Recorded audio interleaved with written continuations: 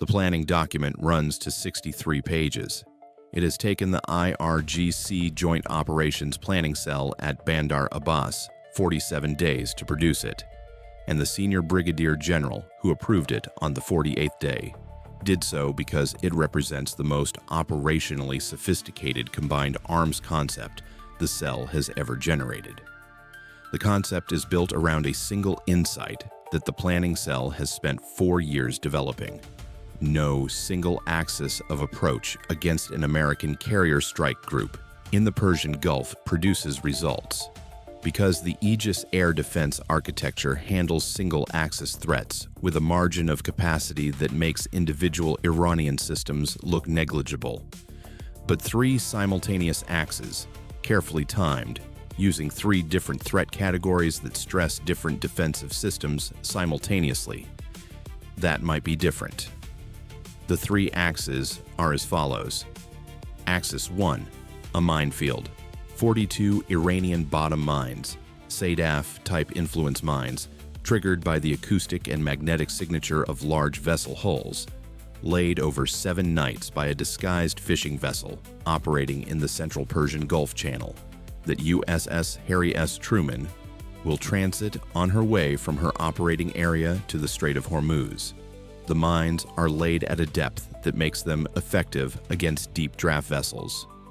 The fishing vessel has been doing this work since night 1, laying 6 mines per night, and the field is now complete.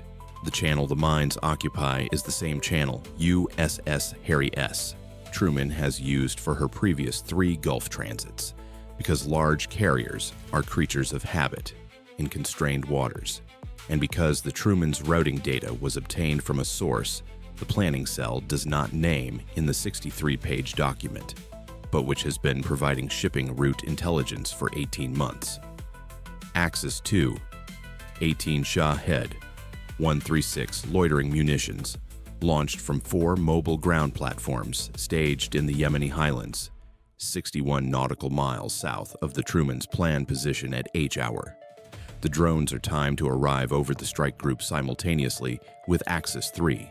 Axis 3, 6 Noor anti-ship missiles, launched from 2 mobile coastal launchers positioned on the Iranian coast northeast of the strike group's position. The Noor salvo is the intended decisive element. The drones are designed to saturate the Aegis air defense and force the combat system to distribute its engagement capacity across 18 small targets before the Noor missiles arrive from a different bearing. The timing is precise. The mines are already in position.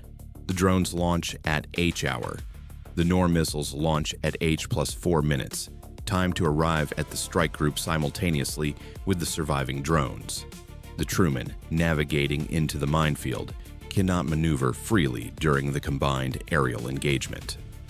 A carrier maneuvering to avoid mines while managing a simultaneous missile and drone engagement is, in theory, an overloaded system.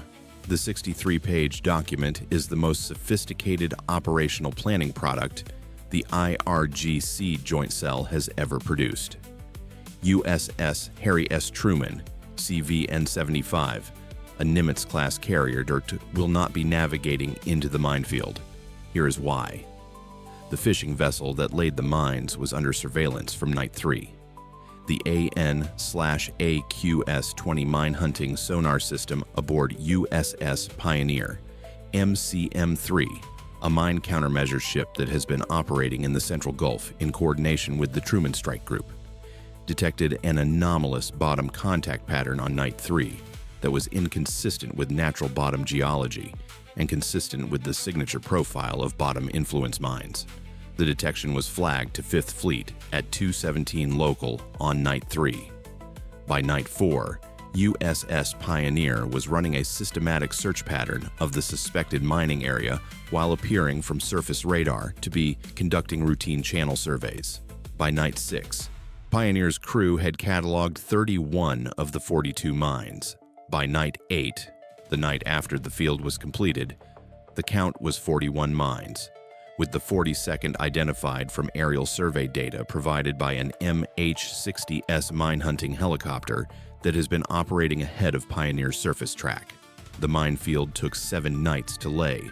It was completely characterized in 5 nights by a ship the IRGC planning cell did not include in its threat assessment. The Truman's transit routing was modified on day 9. She will not transit the mine channel. She will use an alternate routing that adds 47 nautical miles to her transit, but passes through water that Pioneer has already surveyed and cleared. The routing change was communicated to the carrier via encrypted message traffic. The routing change did not require any observable course deviation on the part of the strike group's surface elements, because the alternate routing is within the normal variance of carrier transit tracks in the Gulf, and does not indicate from external observation that anything unusual has occurred. The IRGC planning cell does not know the minefield has been discovered. As of H-hour, it believes Truman is on her original routing, approaching the mined channel on schedule. Truman is 47 nautical miles northwest of the mine channel, on her alternate routing when H-hour arrives. The vulnerability that matters, the one that actually creates tension in the engagement, is not the mines. The mines are a solved problem before the engagement begins. The vulnerability is the 4-minute window between Axis 2 launch and Axis 3 launch, during which Truman's strike group must begin managing the drone wave before the Noor missiles arrive, and during which the Truman herself is conducting a scheduled aviation fuel transfer from USNS Laramie. The fuel transfer has been underway since 700 local. It requires Truman to hold 12 knots on a steady heading. The fuel transfer is scheduled to run until 8:45 local. H-hour is 8:17 local. 28 minutes of fuel transfer remaining. 18 drones and 6 missiles inbound. Truman at 12 knots on a fixed heading. This is the window. It is real. The planning cell identified it through surveillance of Truman's operational patterns. It correctly assessed that Truman's replenishment schedule would place her in a constrained configuration at H-hour. This is competent intelligence work. It is also the second to last piece of accurate information in the 63-page document, because the last accurate piece is the Noor launch positions, which have been under satellite surveillance for 11 days. At 8:17 local, the 18 Shahed 136 drones launch from the Yemeni highlands. The E-2D Advanced Hawkeye orbiting at 22,000 feet over the central Gulf detects the first launch in 0.8 seconds, and the full 18 contact picture in 11 seconds. The contact dissemination to the Truman strike group via Link 16 is complete before the 18th drone has climbed above its launch platform. At 8:21 local, 4 minutes after the drone launch, the 6 Noor missiles launch from the Iranian coast. The E-2D detects the first Noor launch in 1.1 seconds. By the time the 6th Noor has left its launcher, the E-2D has all 6 tracks, the bearing range velocity data for each contact, and a preliminary impact timeline that puts the Noor salvo's arrival at the strike group at approximately 8:34 local, which is approximately 90 seconds after the drone wave's projected arrival window of 8:32 local. The timing the planning cell designed, simultaneous arrival of drones and missiles, has a 90-second offset in the actual engagement. 90 seconds is not simultaneous. 90 seconds is enough time for a well-drilled Aegis crew to transition its engagement management from the drone picture to the missile picture without the saturation the planning cell designed for. The offset exists because the Noor missiles' launch positions, which have been under satellite observation, were not where the planning cell positioned them in the 63-page document. The actual launchers were displaced from the planned positions by approximately 12 kilometers due to a road network access issue that caused the launch vehicles to use an alternate staging area. The alternate staging area is 12 kilometers farther from the planned impact point. 12 kilometers at 230 meters per second is 52 seconds of additional flight time. 52 seconds, added to a timing architecture that had no margin, produces a 90-second offset. The 63-page document did not account for road network access issues. USS Harry S. Truman's tactical action officer has both pictures simultaneously at 8:21 local. 18 drones bearing 183, 6 missiles bearing 027, 2 separate axes, 2 separate weapon systems, the combined arms concept the planning cell designed. What the tactical action officer also has is a 3-axis defensive architecture that has been running full readiness since 0803 local, when the strike group's signals intelligence system detected a specific communications burst from the IRGC Joint Operations Cell at Bandar Abbas that was assessed, with moderate confidence, as an H-hour coordination signal. The signal's intelligence detection at 8:03 local gave the strike group 14 minutes of additional preparation time before the launches. The Noor launch positions were already known from satellite observation. The drone launch positions in the Yemeni highlands were characterized from previous collection. The strike group didn't know exactly when the operation would execute, but it knew what it would look like when it did. The 14-minute warning converted a surprise combined arms operation into a prepared defensive engagement. The AH-1Z Viper helicopters, Hawk 1 and Hawk 2, assigned to Truman's embarked Marine detachment, were airborne at 0807 local, 6 minutes before H-hour, vectored to a forward position bearing 027 from the strike group, because that is the bearing from which the Noor missiles will come, and because Noor coastal launchers, if the launch timing is compressed by defensive action, will sometimes relocate after the first warning, and Hawk 1 and Hawk 2's presence on the approach bearing will document whatever the launchers do.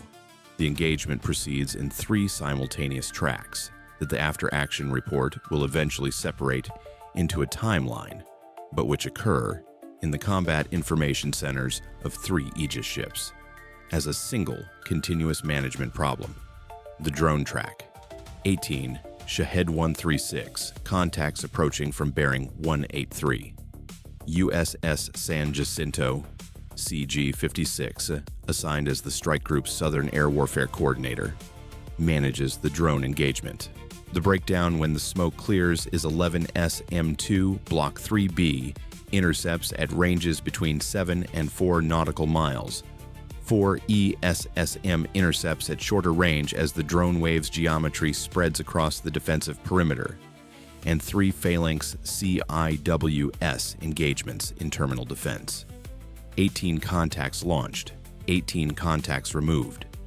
The SM-2 and ESSM expenditure represents a significant magazine draw on San Jacinto, which the Tactical Action Officer notes for the post-engagement logistic assessment.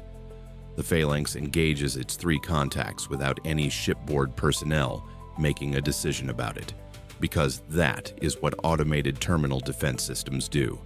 The missile track. 6 Noor contacts approaching from bearing 027.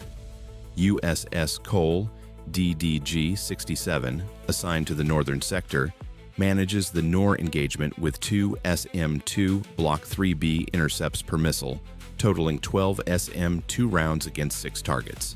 The 6 Noor missiles arrive, as noted, 90 seconds after the drone wave is resolved.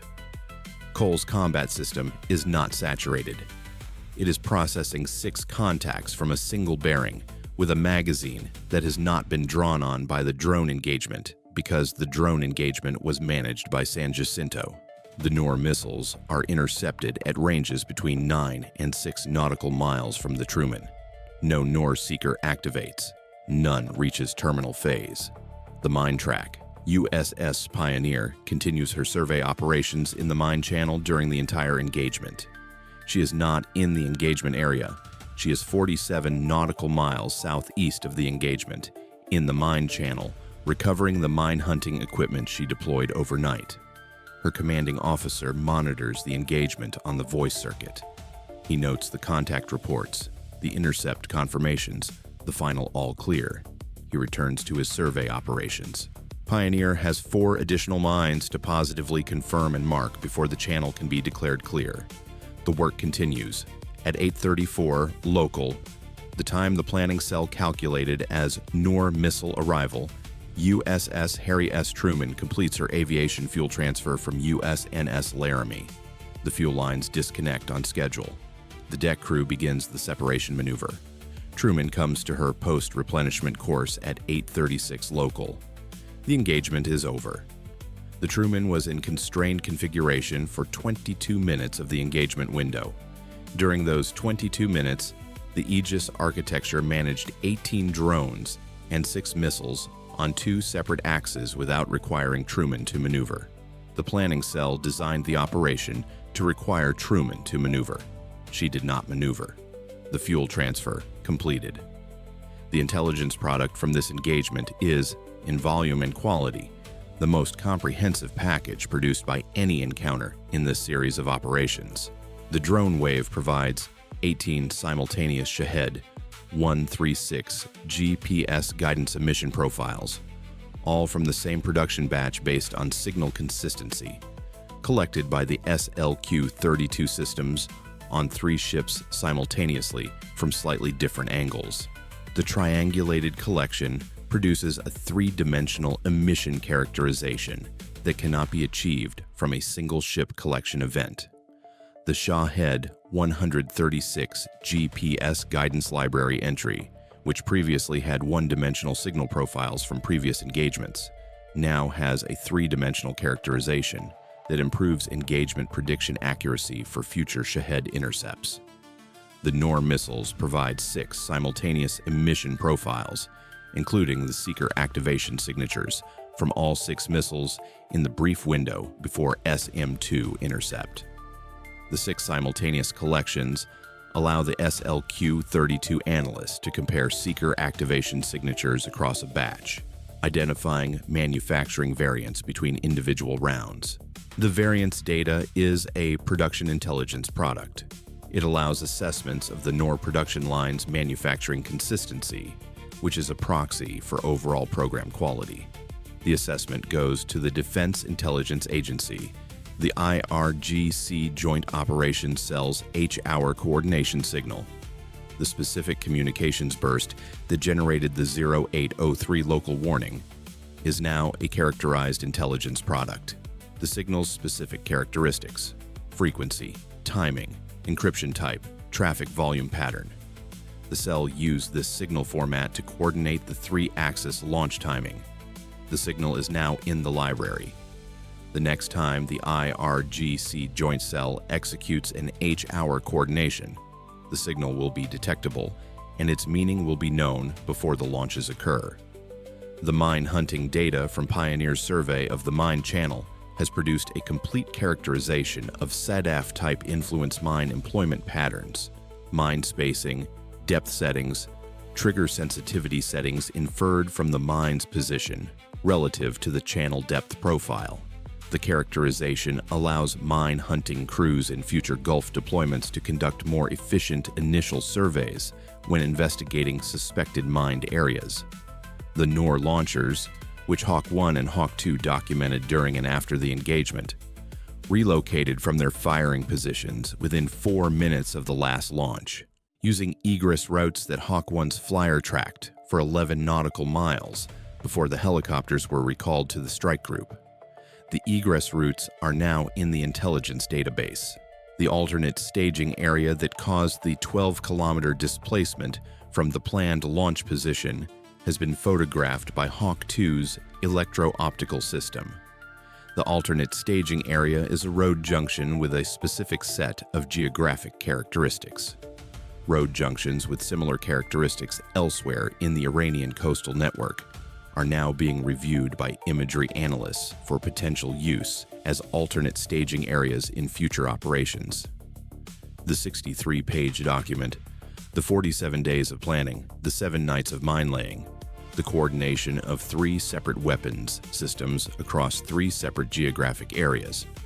All of it produced a 90-second timing offset, a discovered and circumnavigated minefield, and an engagement that the after-action report will describe as a well-executed 3-axis defensive operation by a prepared strike group. The cost accounting for this engagement has a specific architecture. Axis 1. The minefield. 42 SADAF mines at an estimated production cost of $35,000 each, plus the operational cost of the disguised fishing vessel's 7-night deployment. Approximately $1.8 million total. Result: minefield discovered, channel navigated around, mines being recovered by USS Pioneer under controlled conditions for technical exploitation. Axis 2. 18 Shahed 136 drones at approximately $35,000 each, $630,000. Result: 18 intercepts, 11 SM-2, 4 ESSM, 3 Phalanx. All 18 contacts removed. Axis: 3 Harem, 6 Noor missiles at approximately $500,000 each, $3 million. Result: 6 SM, 2 intercepts. All 6 contacts removed before terminal phase. Total Iranian material investment in the 3-axis operation: approximately $5.43 million. SM-2 rounds expended, 23 total across both tracks, at $1.5 million each, $34.5 million. 4 ESSM at $200,000 each, $800,000. Phalanx consumables, approximately $50,000. Mine hunting operations cost for Pioneer over 8 nights, approximately $280,000. AH-1Z flight hours for Hawk 1 and Hawk 2, approximately $60,000. Total U.S. material cost, approximately $35.69 million. Iran spent $5.43 million. The U.S. spent $35.69 million. The ratio is approximately 6-to-1 against the U.S. by raw material cost. The 42 mines are being recovered and technically exploited. The 18 Shahed GPS guidance profiles are in the library. The 6 Noor seeker signatures are in the library. The H-hour coordination signal is characterized and in the collection database. The Noor launcher egress routes are photographed. The alternate staging area is identified. The 63-page document produced intelligence for the U.S. Navy that will take the intelligence community approximately 63 days to fully exploit. By 1100 local, USS Harry S. Truman is continuing her transit to the Strait of Hormuz on the alternate routing that Pioneer cleared. Her air wing is generating the afternoon CAP package. The flight deck is running at normal operational tempo. The post-engagement logistics assessment has been submitted to 5th Fleet, along with the SM-2 expenditure report that will trigger a replenishment request for San Jacinto and Cole. The replenishment will be fulfilled from pre-positioned fleet stocks within 72 hours. Iranian state media at 1100 local describes a coordinated operational demonstration by IRGC forces involving multiple domain capabilities against American naval provocations in the Persian Gulf. The operation is described as successfully demonstrating combined arms proficiency and strategic deterrent capability. The minefield is not mentioned. The 90-second timing offset is not mentioned. The alternate carrier routing that bypassed the mine channel is not mentioned. The 63-page document that produced these results is presumably also not mentioned, for reasons that are diplomatically understandable. On USS Pioneer, the mine hunting crew marks the 42nd and final mine for recovery at 1422 local. The mine is photographed in situ, recovered by the Mark IV mine disposal system, and brought aboard for technical exploitation. The technical exploitation will take approximately 3 weeks. The report from the technical exploitation will go to the Naval Explosive Ordnance Disposal Community, the Mine Warfare Planning Staff, and the intelligence organizations that track Iranian mine inventory.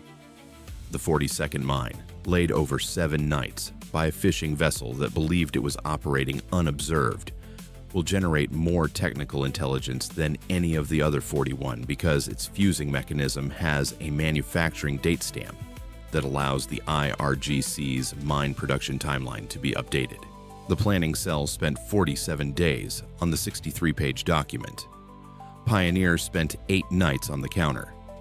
The counter was finished before the operation began. It always is. Bye for now.